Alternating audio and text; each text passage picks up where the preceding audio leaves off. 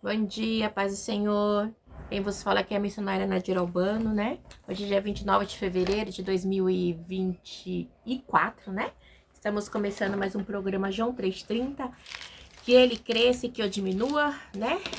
É um programa, ó.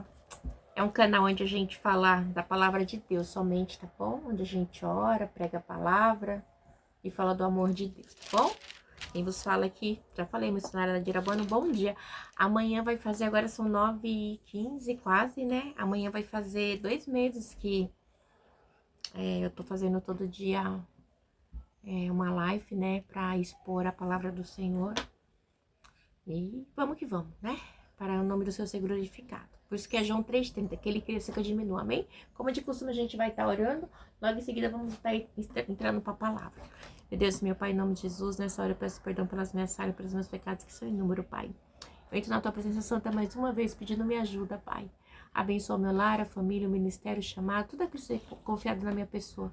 Porque, Senhor, eu sou pequena, grande é o Senhor. Eu te peço também, Senhor, que o Senhor possa estar visitando do outro lado, cada um que vai estar ouvindo, Pai, essa live, essa palavra, para que possa estar alcançando, para que possa estar curando, libertando, salvando, transformando, para que a tua palavra entre, porque a tua palavra ela é vida, ela é viva, ela é eficaz, ela é verdadeira, ela é pura, ela é o caminho e a verdade, ela é tudo na nossa vida.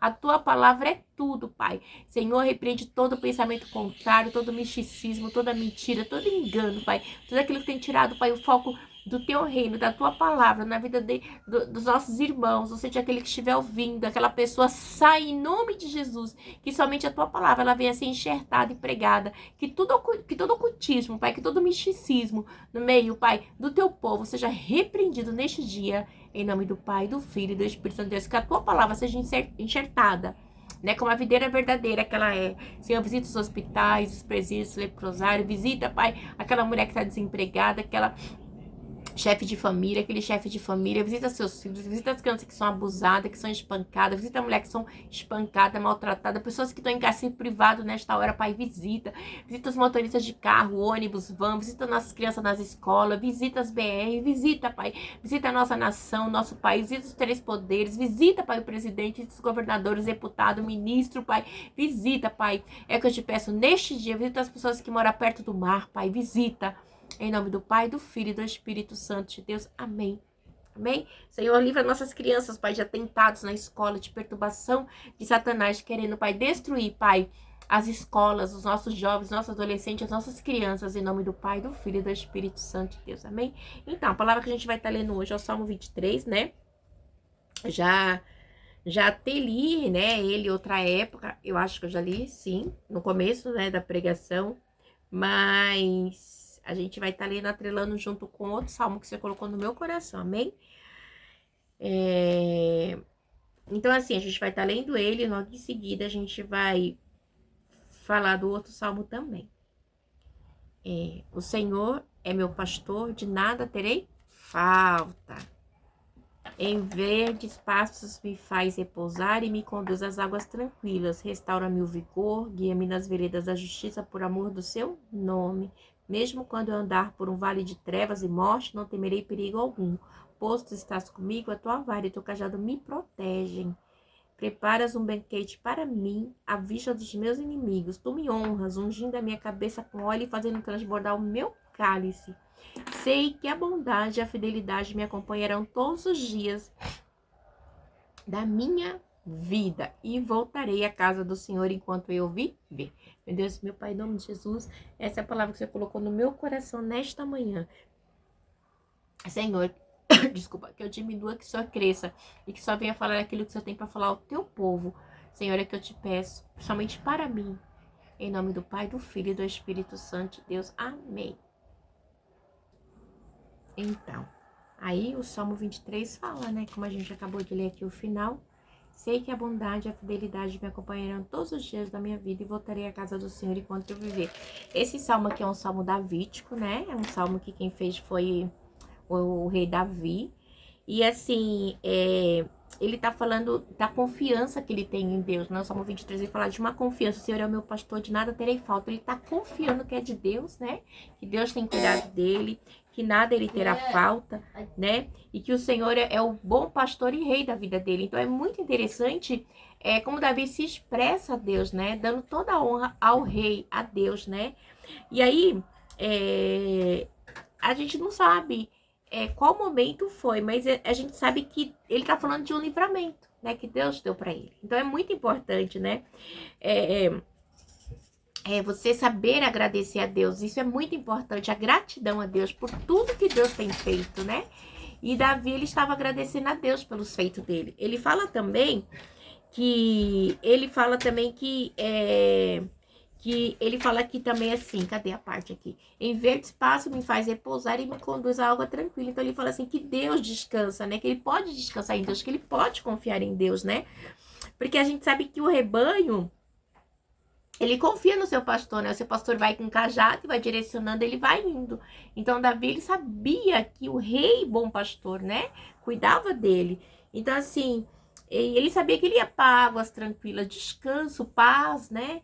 Ele diz assim: e restaura-me o vigor, guia-me na vereda da justiça por amor do seu nome. Por amor de quem? Por amor do nome de Deus, né? É só Deus que pode restaurar, é só Deus que pode revivificar, refrigerar o nosso espírito, a nossa alma quando nós estamos angustiados. É só Deus, igreja, sabe? Nós temos que aprender a descansar no Senhor, porque os caminhos do Senhor oferecem segurança para mim e para você, oferece paz, tranquilidade, né? Muitas vezes a gente confia no dinheiro, confia no homem, em um parente, mas a gente tem que descansar e confiar somente em Deus, né? Ele vem dar essa receita aqui para mim e para você, né? Porque assim, se o nosso caminho estiver de acordo com a vontade moral de Deus, ele vai ser perfeito, porque nós servimos um Deus moral. Então, assim, ele criou seres morais para adorar ele com aquilo que é certo, né? Então, por isso que ele fala aqui, né? Guia minha vereda de justiça por amor do seu nome. Então, assim, a gente tem que participar somente daquilo que é justo, daquilo que é puro, daquilo que é agradável a Deus, né? A gente está num tempo hoje onde as pessoas mentem, enganam, participam, falcatruam, maltratam. E isso não faz parte da justiça do Deus que eu conheço, que a Bíblia me explica, que serve. E quando você se prontifica a estar na justiça de Deus, né, a multidão é contra você. Porque as coisas de Deus é correta, é justa, o caminho do Senhor é justo, é correto, né? Mas é um caminho que leva à salvação, né? Agora o caminho daquilo que tudo pode, que tudo é correto, a pessoa mente, você tá junto apoiando, a pessoa engana, você tá apoiando, sabe que a pessoa tá mentindo, você tá apoiando, vai levar você à desgraça, vai levar você à morte. Este caminho não é o caminho de Deus, não é a vereda certa. Diz assim: mesmo quando eu andar por um vale de trevas e morte, não temerei perigo algum, pois tu estás comigo, a tua vara e o teu cajado me consolam. Porque quando você se posiciona, quando você faz o que é certo, você vai correr perigo. Com certeza, né? As pessoas, ela vai ficar o quê? Ela vai ficar contra você. Mas ele diz aqui, né? Me protege. O ponto central do Salmo, ele tá falando assim: Deus me protege. Eu tenho confiança em Deus. Eu sei que o meu Deus, ele é justo, que o meu Deus é reto e que se eu fizer o que é justo, na hora oportuna, ele vai me livrar. E a gente vê que isso é algo que acontece até nos dias atuais, nos dias de hoje. E a gente vê que ele diz assim, a vara do Senhor é um instrumento de autoridade. Então, assim, a vara de Deus, né? O cajado de Deus. Então, a vara representa a autoridade, né? A autoridade de Deus. Quem tinha essa vara? Sabe o que me fez lembrar? De Moisés, né? Deus, ele deu um cajado para Moisés, né? É uma vara, né? E você falou assim: Moisés, pega a vara. Até quando vai abrir o mar vermelho, que tem na tua mão, toca, né? E o mar abre. É uma autoridade de Deus, né? É algo que Deus dá para o homem. Então, Deus falou assim: Moisés, fala com a rocha. E Moisés pega a vara e bate na rocha. E a rocha representava Cristo. E isso, tipologicamente, era Cristo. Isso fez com que Moisés, ele não entrasse na terra prometida, né? Porque o povo atormentou tanto Moisés, que Moisés, ele não falou com a rocha, como Deus havia dito, ele bateu na rocha. Então tem coisas também na sua vida que a gente tem que dar atenção à voz de Deus. A gente passamos por situações de injustiça, de perseguição, de calúnia. Mas por isso você vai contra o Senhor? Não, você vai sofrer, mas você vai ficar a favor daquilo que o Senhor falou. Aquilo que o Senhor falou é justo, o caminho do Senhor é reto, nos leva a descanso. Ele diz mais aqui: E quando você faz isso, ele faz o que? Ele vai preparar um banquete, né? E é muito interessante que ele diz assim, porque a vara de Deus, né? Ela faz o que? O pastor, quando ele cuida, ele faz o que? Ele guia, ele resgata, ele protege as ovelhas. Quem é um bom pastor é Cristo. João 10 vai falar do bom pastor. João 10 vai falar do diabo veio matar, roubar e o diabo não. O inimigo, o falso pastor, ele veio matar, roubar e destruir. Esse João 10 não é do diabo que tá falando, é dos falsos pastores, que é dos falsos sacerdotes que não estavam mais instruindo a pessoa no caminho de Deus.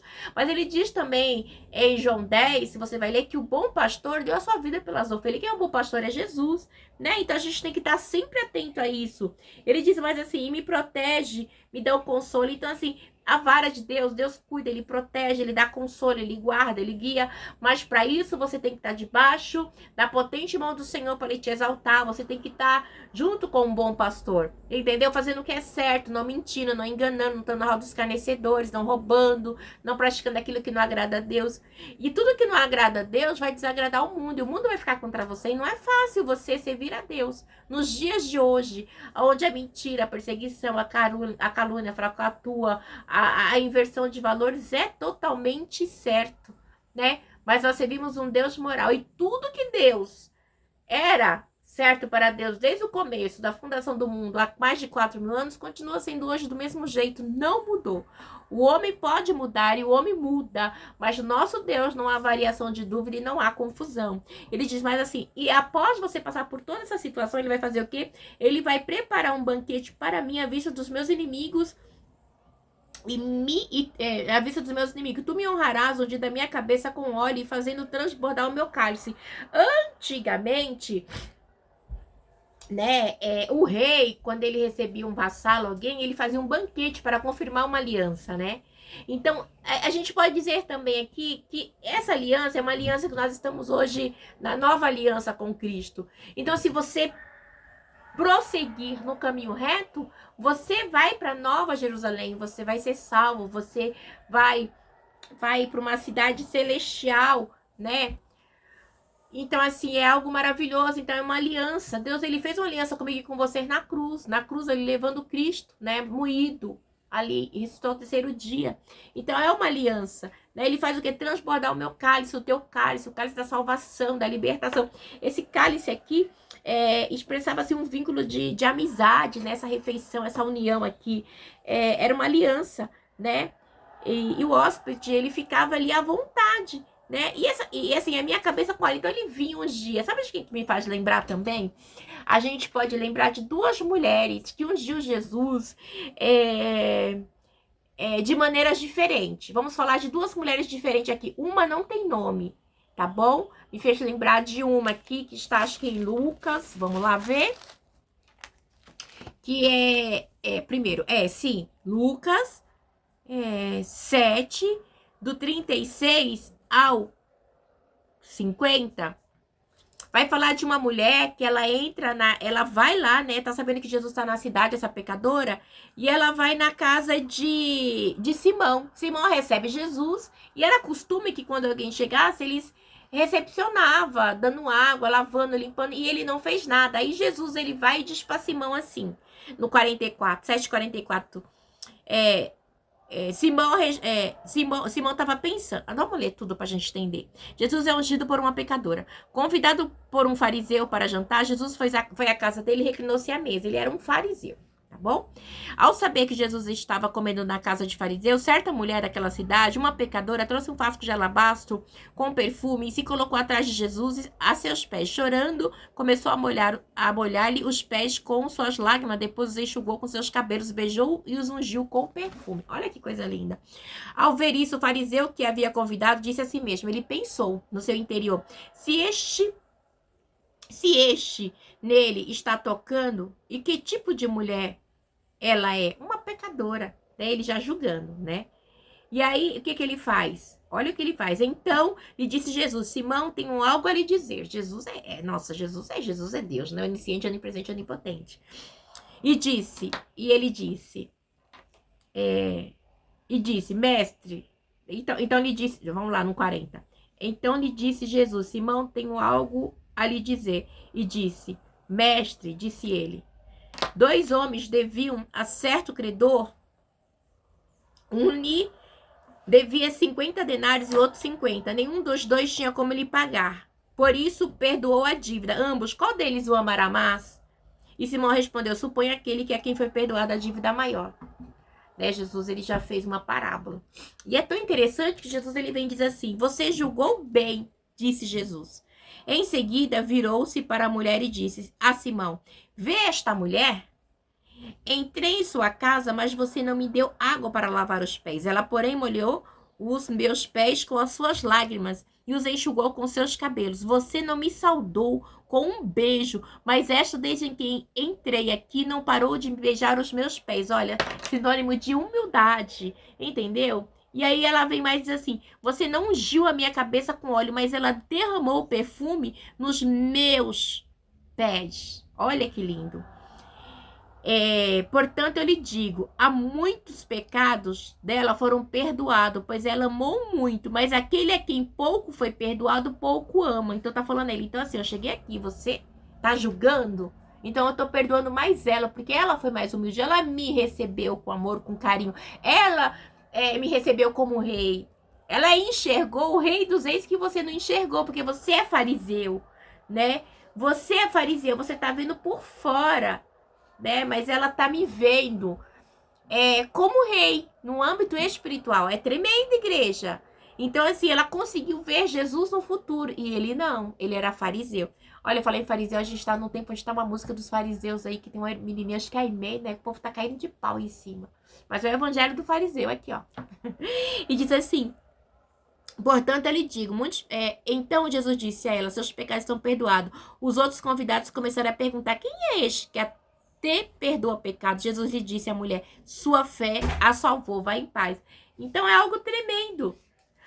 Ela era uma pecadora, não fala o nome dela. Simão recebeu Jesus e Simão não conseguiu receber Jesus com óleo, né? Que representava quando você recebia um rei, alguém recebia um rei, um vassalo em casa, o rei fazia, o vassalo, ambos faziam aliança, tinha uma recepção e ele não conseguiu ver isso. Isso é muito interessante, igreja. A gente tem que estar sempre atento sobre essas situações, e às vezes a gente não tá, né? A gente acaba deixando passar batido. Salmos 23, né? O Senhor é o meu pastor. Então, a gente vê que ela conseguiu enxergar, né? E ela conseguiu derramar sobre Jesus o óleo, né? Sobre a cabeça. A gente vê que esse ato também foi feito por quem? Por Maria, irmã de Lázaro. Ela já não é a prostituta, essa já é Maria. A gente vê que Jesus, ele vai jantar. Diz bem assim, já está em João 12. Diz assim, Jesus é ungido em Betânia, né? 6 dias antes da Páscoa, Jesus chegou a Betânia, onde vivia lá Lázaro, a quem ressuscitara dos mortos. Ali preparava o jantar para Jesus. Marta servia enquanto Lázaro estava à mesa. Sempre aquela Marta que trabalha, né? Marta adora trabalhar. E diz assim, então Maria pegou um frasco de nardo puro, que era um perfume caro, derramou sobre os pés de Jesus e os enxugou com seus cabelos. E a casa encheu-se com a fragrância do perfume. Mas um dos seus discípulos, Judas Iscariotes, lembra de Judas, aquele que ficava com a bolsa? Mais que tarde iria traí-lo, fez uma objeção. Por que este perfume não foi vendido e o dinheiro dado aos pobres? Seria 300 denários, era algo muito caro. Ele não falou isso por se interessar pelos pobres. Mas por quê? Porque era ladrão. Sendo responsável pela bolsa de dinheiro, costumava tirar o que nela era colocado. Então Judas já tinha esse costume de roubar, né? Então assim, para ele vender Jesus por 30 moedas foi fácil. Respondeu Jesus, deixa em paz que o guarda para o dia do seu sepultamento, pois os pobres vocês sempre terão contigo, mas a mim nem sempre terão. Enquanto isso, uma grande multidão de judeus, ao descobrir que Jesus estava ali, veio não apenas por causa de Jesus, mas também para ver Lázaro, a quem ele ressuscitara dos mortos. Assim, os chefes dos sacerdotes fizeram planos para matar também. Assim, os chefes dos sacerdotes fizeram um plano para matar também a Lázaro por sua causa. Por causa dele, muitos estavam se afastando dos judeus e crendo em Jesus. Então, isso incomodava por causa de quem? De Lázaro. Muitos estavam se afastando dos judeus, né? Que eram os fariseus, judeus, né? Que estavam ali junto com os fariseus, com os sacerdotes, estavam se afastando e crendo mais em Jesus, né? Porque já não era pregado aquilo que era para ser pregado. É muito interessante. Então, a gente tem que prestar bem atenção em tudo que Jesus ele tem falado para mim e para você. Então ele diz assim, sei que aí depois ele vem assim, né? Ungir da minha cabeça com óleo e fazendo meu cálice transbordar. Acabamos de ver duas passagens maravilhosas. E aí diz assim, sei que a bondade e a fidelidade me acompanharão todos os dias da minha vida e voltarei à casa do Senhor enquanto eu viver. Então ele tá falando assim, sei que a bondade e a fidelidade me acompanharão todos os dias da minha vida e voltarei na casa do Senhor enquanto eu viver. Essa bondade e essa fidelidade de Deus, a qual Davi está falando aqui, desculpa, tá se referindo a quê? A aliança, a segunda aliança, né? Que tá falando aqui, personificando já Jesus, né? A casa do Senhor. Enquanto eu viver, né? Tá falando de salvação, assim, dele tá indo na casa de Deus ali, né? Adorar a Deus, né? No templo do Senhor, né? Assim, é muito interessante porque ele fala dos benefícios, né? Dos benefícios de Deus, né? Me acompanharão. Sei que a bondade e a fidelidade me acompanharão todos os dias da minha vida e voltarei à casa do Senhor enquanto eu viver. Ele tá falando de bondade. A gente vê que essa fidelidade de Davi aqui, ele fala também no Salmo 30. É muito interessante que no Salmo 30, Davi ele vai falar também de algo grande que Deus fala. O Salmo 30 também é um salmo que fala assim, um cântico de Davi, de dedicação ao templo. A parte que a gente lê o final agora, né? Que a gente diz assim, voltarei, né? Eu sei que a bondade e a fidelidade me acompanharão todos os dias da minha vida e voltarei à casa do Senhor por longos dias. E a gente vê que no Salmo 30, Davi, ele fala assim, salmo cântico para a dedicação do templo davídico. Então, assim, Davi está se dedicando ao templo, está adorando a Deus. É um salmo muito interessante que fala bem assim, vamos ler? Eu te exaltarei, Senhor, pois tu me reergueste. Não deixaste que os meus inimigos se divertissem à minha custa. Senhor, meu Deus, a ti clamei por socorro e tu me curaste. A gente não sabe se Davi estava enfermo aqui, mas ele fala que Deus o curou, que ele clamou e Deus curou. Se você clamar, Deus vai curar no nome de Jesus e no sangue de Jesus, amém? O Senhor tiraste-me da sepultura, preste a descer a cova, devolveste minha vida. Cantem louvores ao Senhor, vocês e seus fiéis. Louve o seu santo nome. Então, a gente fica em dúvida que, assim, o Salmo pode ter sido, né? Quando Davi, ele fez o censo ali em 2 Crônicas 21, né? E ali o Senhor o feriu, né? O Senhor perguntou para Davi, peraí, que deixa eu acabar de contemplar para vocês entenderem. Louva Senhor, seu santo. Pois a sua ira só dura um instante, mas o seu favor dura a vida toda. O choro pode persistir uma noite, mas de manhã vem irromper a alegria. A gente sempre fala assim, o choro dura uma noite, mas a alegria vem ao amanhecer. Mas é muito mais que isso, diz assim, pois a sua ira só dura um instante, mas o seu favor dura a vida toda. Antes de vir o choro dura uma noite, a alegria vem ao amanhecer, ele diz que a ira do Senhor dura um instante e o seu favor dura a vida toda. Provavelmente esse salmo foi, como eu te falei agora, em 1 Crônicas 21, que Davi faz o censo, Deus se ira, e aí Deus pergunta para Davi, vamos lá pra gente ver? Ai, meu Deus, deixa eu acabar de ler tudo aqui. E o Senhor, quando me senti seguro, disse, jamais serei abalado. O Senhor, com teu favor, deste-me firmeza e estabilidade, mas quando escondeste a tua face, fiquei aterrorizado. Então, Deus, quando se escondeu de Davi, Deus, ele ficou aterrorizado. Provavelmente foi quando Deus mandou o profeta mandar ele escolher o que ele queria. As 3 perguntas. A ti, Senhor, clamei, ao Senhor pedi misericórdia. Se eu morrer e eu descer a cova, que vantagem haverá? Caso o pote louva? Os mortos não louvam a Deus. A gente louva a Deus enquanto a gente tem vida. Então você adora a Deus hoje, você faz hoje. Porque é para a sepultura que você vai e não faz mais nada. A palavra do Senhor vai dizer mais para frente, após a vinda de Jesus, a morte, a ressurreição e a ascensão do Senhor ao céu, que o homem está ordenado a morrer uma única vez, logo depois disso vindo o julgamento, amém? E diz assim, ouve, Senhor, e tem misericórdia de mim. Senhor, se tu o meu auxílio, mudaste o meu pranto em dança e a minha veste de lamento em veste de alegria, para que o meu coração cante louvores a ti e não se cale. Senhor, meu Deus, eu te darei graça para sempre, né? Então ele tá falando que vai dar graça a Deus. Quando eu estava falando para você aqui, pois a sua ira só dura um instante, mas o seu favor dura a vida toda, provavelmente em 1 Crônicas 21, né? Quando Davi ele fez o censo. Vamos lá, pra gente ter uma ideia. Cadê 2 Crônicas 21? Vamos voltar, né? A palavra do Senhor vai dizer que ele faz um censo. E vamos ler aqui. 1 Crônicas 21. Ele faz um censo e diz assim, o recenseamento e a sua punição. Satanás, o próprio diabo, levantou-se contra Israel e levou a Davi a fazer um recenseamento ao povo, né? E aí ele pediu para contar, e ali ele se exaltou com a contagem, né?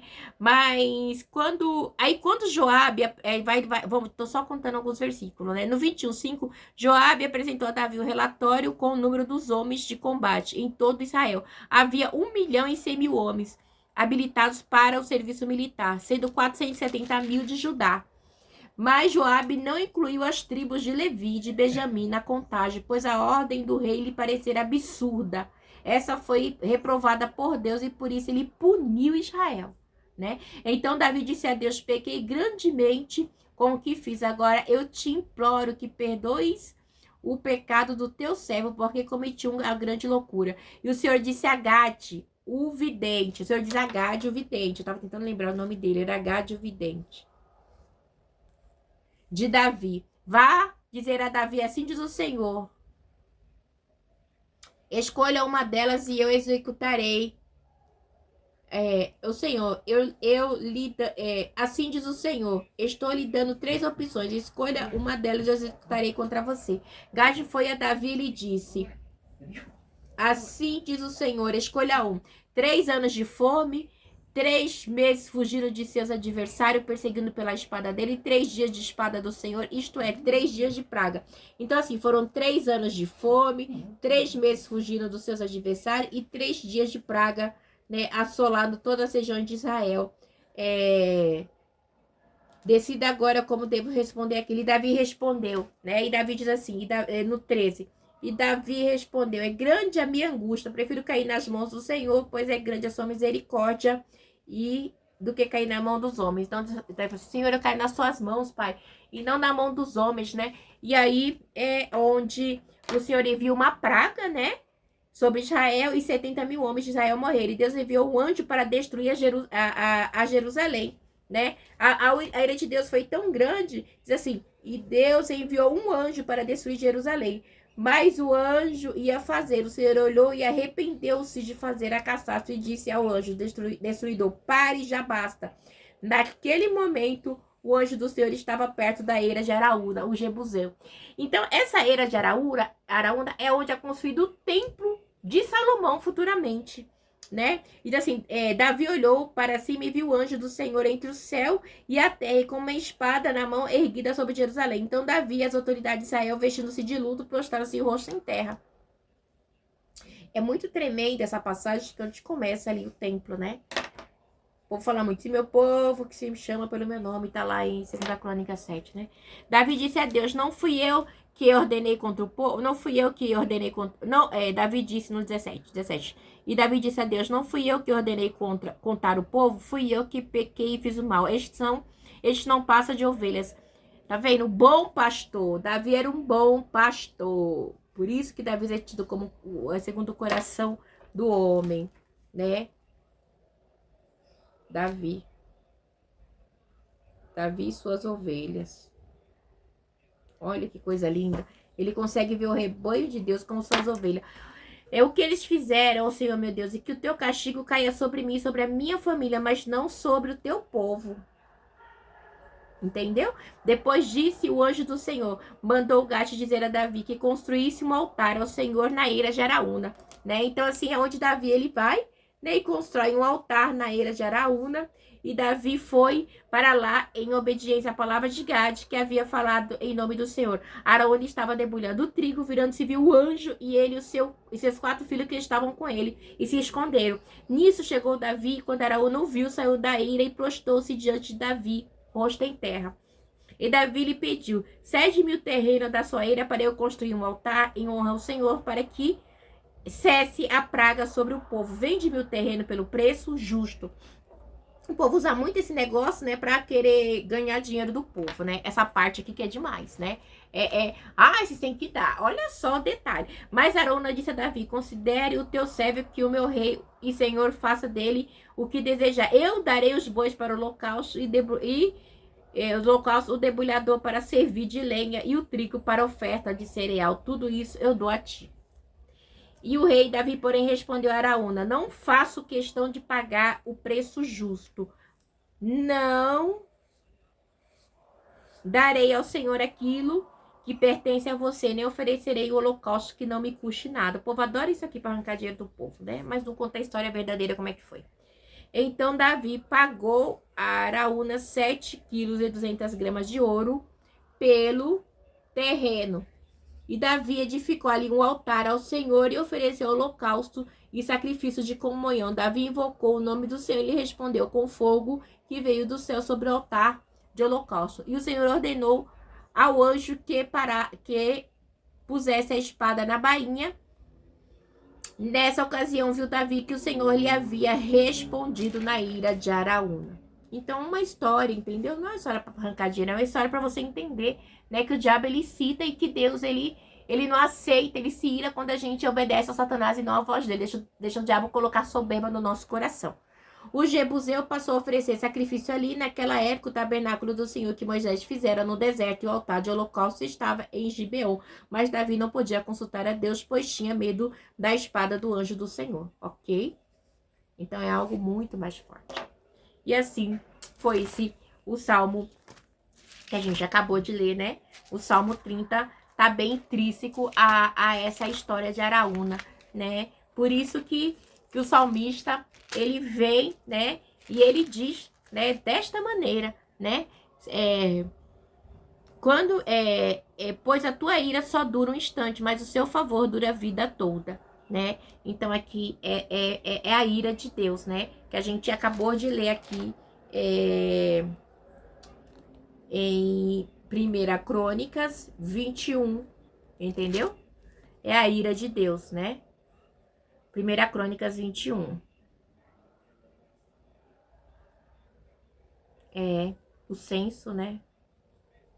Então é bem complicado, a gente tem que estar antenado às coisas do Senhor, né? É por isso que ele diz assim: pois a sua ira só dura um instante, mas o seu favor dura a vida toda. O choro pode persistir uma noite, mas amanhã irrompe a alegria, amém?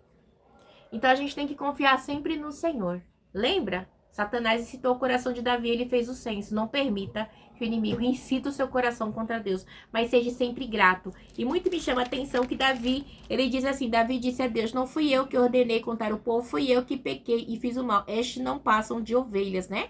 Então ele sabia que o povo representava a ovelha na vida de Davi, né? Deus cuidava de Davi ali como o bom pastor, né? Das ovelhas que Deus cuida. É isso, né? Que Deus possa falar melhor o vosso coração nessa palavra e que a paz e a graça de Jesus Cristo seja sobre você hoje e sempre. Amém? Fica na paz do Senhor.